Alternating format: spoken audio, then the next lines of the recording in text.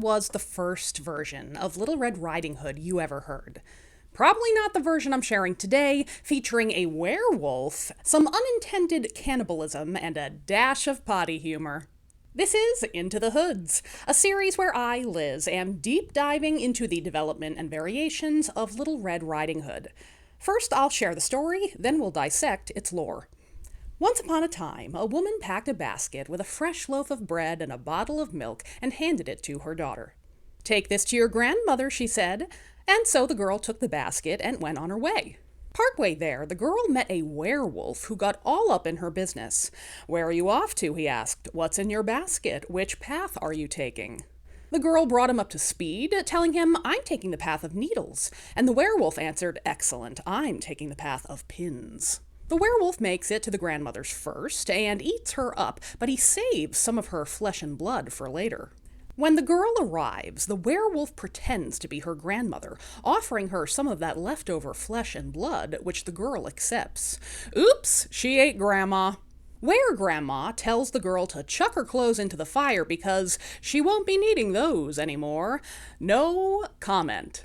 At last we have our popular exchange. "You're so hairy, Nana. You've got such big ears, Nana. Your mouth is huge, Nana." But before she can get eaten up, our girl realizes the danger she's in, and she tells her fake grandmother, "I have to go to the bathroom." The werewolf tries to get around this, telling her to just poop in bed. Not very sanitary, but the girl insists on going outside, and so the werewolf ties a rope to her ankle and tells her to hurry up and come back.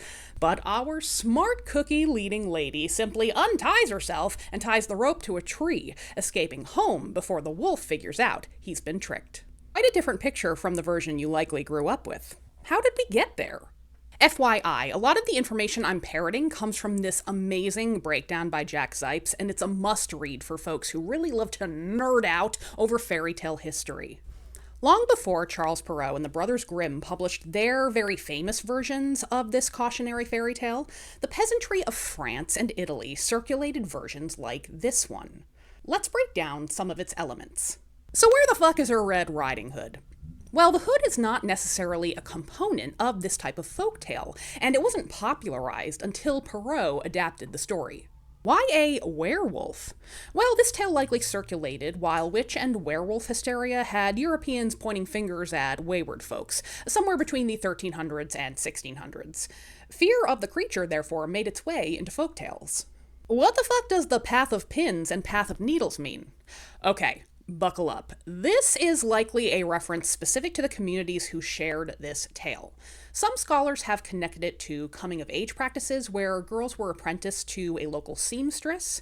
So by choosing the path of needles, the girl is choosing her blossoming womanhood. Another theory is that the needle path is a meandering one, since needles go up and down and all around a fabric, as opposed to pins, which stay in one place. Further complicating things, the paths that the werewolf and the girl take are sometimes reversed in other tellings, with the girl picking the pins and the wolf left with the needles. From this point of view, some have argued that choosing the needles is the strong and sure path, whereas choosing the pins is kind of a shitty shortcut, which is also true in sewing. You see what I mean by complicated? Where the fuck does the cannibalism and the striptease come from? Well, some believe that these elements symbolize the girl's coming of age. When she consumes her grandmother, she is literally taking her place. And when she removes her clothes and hops in bed, well, I don't think I have to explain that symbolism. Next time we meet, I'll share the version of Little Red Riding Hood that made her a household name. And later in the series, you'll be introduced to some even older stories that some academics believe are related to Little Red Riding Hood, as well as modern interpretations where both Red and the wolf are reclaimed by its authors. See you then for more Into the Hoods.